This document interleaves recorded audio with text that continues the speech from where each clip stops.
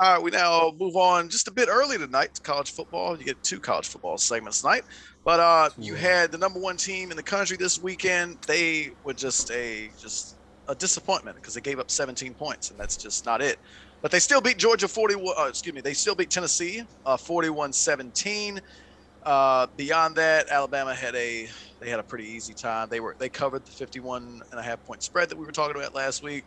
Oregon by 14 against Washington State. Ohio State, they stopped the rolling Boilermakers by 4 touchdowns. You had Michigan pick up a road win against Penn State that they definitely needed. Michigan State back on track. Big one in the Big 12. Oklahoma falls from the ranks to the unbeaten to the Baylor Bears. Beyond that, I don't think there's anything especially hugely important to the playoff, but there were some other interesting results. You had Arkansas. They're going to stay in the top 25 at least for one more week because they beat LSU. Another big win for Wisconsin. Wisconsin continues to be on a roll. They beat Northwestern 35-7. Drink, what'd you make of this weekend's action?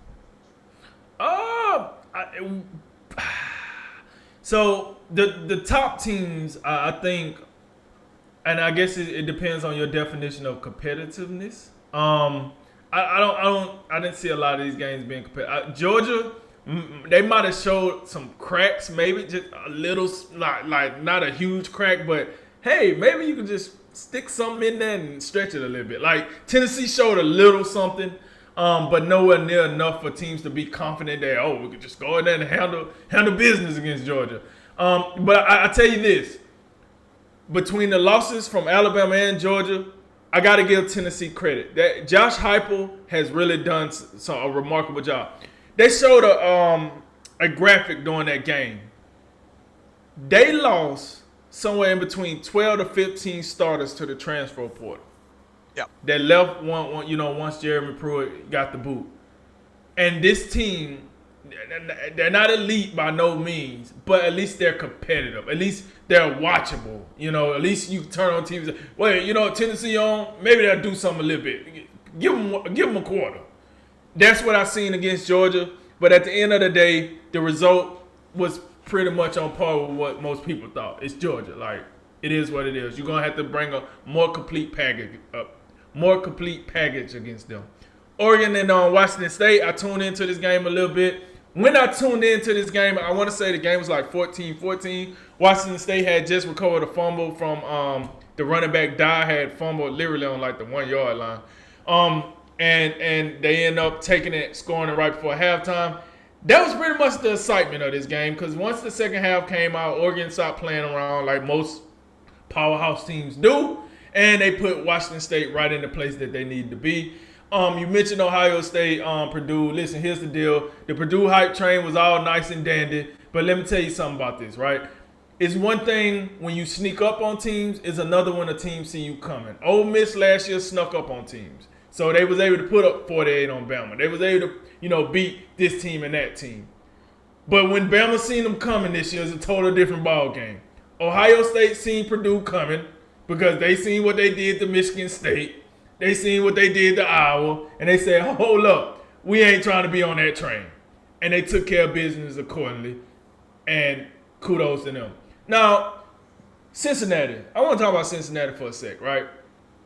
Because I like how college football pundits like to say, well, Cincinnati should be in the top 4, they're undefeated. So let me get this right. It's okay to go out here and, just fumble around with South Florida, right? Because, they AAC, that's conference football. But if any of those teams in the top 4 struggle with a group of 5 team, they should, even if they win, they should get dropped. They should have beat them by 28. Alabama can't squeeze by South Florida. But it's all right to say Cincinnati can squeeze by South Florida, and they should be a top 4 team. We got to get this whole criteria thing right, man. Like, this is call it what it is. Cincinnati don't play nowhere near the competition that those top 4 teams play. Nowhere near. Not even close. You give me that, they played 2 Power 5 teams. Man, please. Them 2 teams they beat, Georgia, Alabama, Oregon, and Ohio State probably beat them nothing less than 20 points. 21 points. Nothing less. All 4 of them teams. with all the problems each 4 team has, they still a smoke. Probably Notre Dame by 21, and they'll get Indiana on up out of here. That game over by halftime. So miss me with they played 2 Power 5 teams. Let's keep the standard right. If you're mad at Alabama for struggling somewhere, if you're mad with Oregon for struggling somewhere, be mad with Cincinnati with that lackluster schedule. It's a schedule.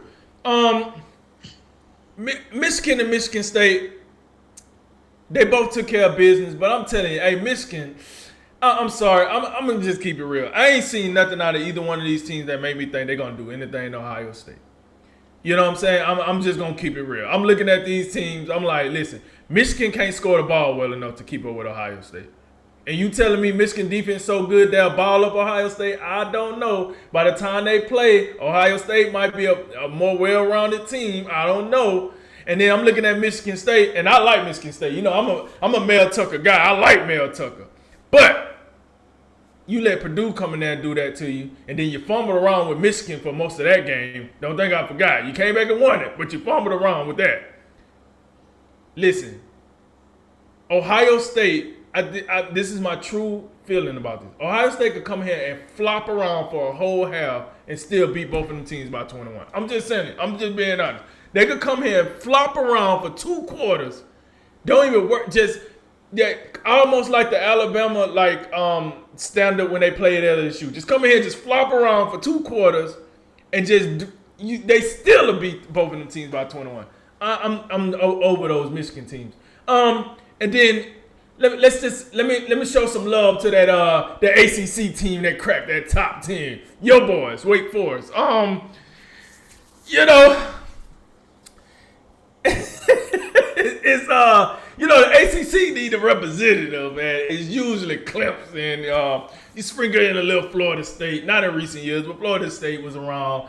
Miami, we talk about them, but they ain't really been around in a while. Virginia Tech, we talk about them, But no. That's Wake Forest, baby. Tobacco Road, all that. Demon Deacons, holla at your boy. They in that top 10, folks. Let me tell you something. When we drop after number 7, we're done talking about playoff contenders. We done at 7. 7 is the cap. Every team after 7, you got to be kidding me. Give me a case for Notre Dame, Oklahoma State, and Wake Forest making the playoff. Like, you better knock it off. I don't give a rip. Them teams ain't competitive. I'm sorry.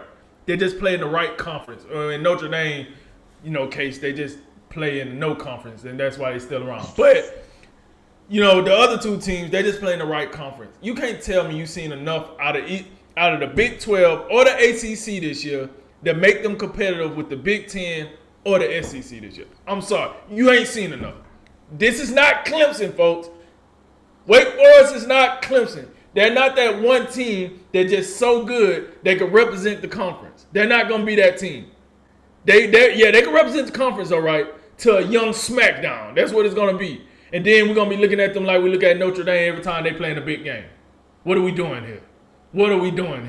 So that's my top 10. I'm just going to stop at the top 10 action. I don't really care about the action behind, because the only team that won that wasn't in the top 10 that I really care about was Baylor. They beat Oklahoma. It was a good win for Baylor. But the rest of the action was like status quo. Like, listen, I know Ole Miss and Texas A&M had this shootout, and I don't know who the hell Ole Miss team that was, because that wasn't Lane Kiffin Ole Miss team, because they was out here playing some outstanding defense. I mean, they just came out here and steamrolled Texas A&M. But either way, that was the action I was honed in on this weekend, Jay, and that's what I got. The 2 games that I thought were going to be the most consequential, Oklahoma, obviously, we think to have a chance at the playoff. I thought there was still a scenario if they won all their games that they could get left out, and you're getting left out now. That was not impressive. That's the first time that I've looked at Caleb Williams and have been like, "What are you doing?" And then right. I don't love the thing where you go back to Spencer Rattler, because I ain't seen nothing from Spencer Rattler that even just his body language and the way he walks around. When when you look at him and then you look at Caleb Williams, I look at Caleb Williams like, oh, okay, that guy. We're gonna ball with him. Oh, this Rattler? I'm just not believing it, you know. But you know, that being said, Baylor came out there. You talk about coaches. I don't think I've said a word about Dave Aranda since he left LSU. This impressive, Right. man. I think this is highly impressive what he's done at Baylor. And you remember, like, they lose Matt Rule, and everybody like, oh man, we had the dude that was getting us on track, and it's just terrible now. Well, Dave Aranda still got the ship moving. He still got them moving in a good direction. That was certainly an impressive win. We saw, I don't know if it was last year before, but like Baylor, Oklahoma had a big game they was playing, and like I think Oklahoma was getting beat pretty bad, and then all of a sudden they come back and they make it happen. Or maybe I don't know. But it's just, Yeah, it was last year. was it? Yeah, Okay. yeah, last year. Mm-hmm. But if it just feels like what I'm trying to say is Baylor, they've been like close, and they look like they're gonna maybe have the upper hand in the conference, and then they just can't finish against Oklahoma for some reason. But this was a good step forward for them, and yeah, Oklahoma. Look, I mean, I've been watching them all year. It just seemed like just the way they played most of the season that they was gonna get got at some point, and they did. Ohio State and Purdue. Yeah, I think you said it best, and I think this is kind of what we've been suspecting. Ohio State gonna win the Big Ten. I just can't see. Look, Purdue. I know it's nice. You beat Iowa. You beat Michigan State. That was lovely. But Ohio State, like, nobody in the Big Ten can score with them, and I think that's where it comes down to. Like, I mean, Michigan State. They just don't have the offenses, the firepower, throwing the football to do that. Those teams are built on running the football, and it's gonna be hard for either of them to beat Ohio State. You're gonna have a situation where they just control the clock, they stay ahead of the chains, they convert third and shorts, they run the ball, they play very good defense, they don't turn the ball. That's a lot to ask for. And Ohio State, with how explosive they are, they can make a mistake here and there and still be fine. As you said, flop around for a half, still come out on top by a significant margin. So they have some room for error just based on how talented they are and how explosive they are. It's hard to, and I'll throw Wisconsin in there too, who could be their opponent in the Big Ten title game. It's just hard to believe Ohio State's going to lose another game before the playoff. Those were the two games that I was really honed in on before the week started. I still think they were the most important coming out of it. But as you say, I think Tennessee, that first drive, we was kind of like, oh man, they just marched right down the field on Georgia. And then Tennessee's defense just, couldn't do it. And, Georgia's defense, they 17 points, but still, like, that's Tennessee, who's been just dropping bombs on people. And Georgia, when it was all said and done, held them down. So, although I do agree with you, I think maybe Tennessee finally got something down there with Josh Heupel, because they didn't just, God, it's been a recycling bin ever since Philip Fulmer left town years ago. That's one of them old programs that was like, a quote unquote blue blood. I know it's not college basketball, but that was a program, that was a proud program with the Miamis and the LSUs and the USCs, teams like that who are just, God, irrelevant at this point. But, like, hopefully Josh Heupel has them thing moving in the right direction. I thought Oregon needed to win by 2 touchdowns or more to impress. They slid by at the bottom thing that they could do. I'm going to tell you this. I really think Ohio State's better than Oregon at this point. And I know Oregon's got that head-to-head win, but as the weeks continue to go by, the committee might have trouble at the end of the season justifying Ohio State being behind Oregon. I'm jumping ahead to the next segment, but those two teams I would really keep an eye on for how they finish the season, because Ohio State's impressing right now. Oregon is winning. I'm just not as impressed with them at this stage, even though they got the head-to-head win. Outside of that, you said about Michigan State. Michigan, I think beating Penn State's good on the road. That's something they need to do. But again, like, they're going to be judged on how they play against Ohio State. and it don't look too promising. Michigan State, they beat Maryland, they take care of business, but it's the Ohio State thing with those two teams, and I just don't see it. But yeah, outside of that, I mean, it's getting down to the point where some of this, we keep going down the rankings. Wisconsin would be the last team I would throw in. They look dead the beginning of the year. I think they were 1-3, and they look good right now. I think it's going to be all for naught when if they face Ohio State in the Big Ten title game. But it's good to see that they got it turned around. Another blowout win for them, and we'll be right back with the college football playoff rankings.